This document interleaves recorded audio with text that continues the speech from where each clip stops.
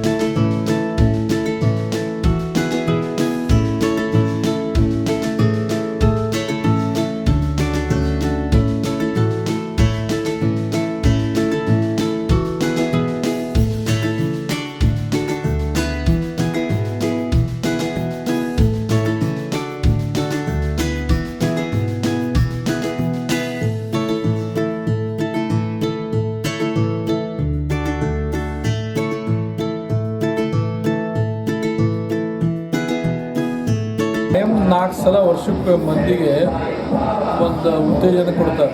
ಮಾಕಡವಾಲೆ ಅಂದರೆ ಧಾರವಾಡ ಸ್ಪೆಷಲ್ ಬಾಬು ಸಿಂಗ್ ಪೀಡಾ ಇದ್ದಾಗ ಇವರು ಸಮಾಜ ಸೇವೆಯೊಳಗೆ ತೊಡಗಿರ್ತಾರೆ.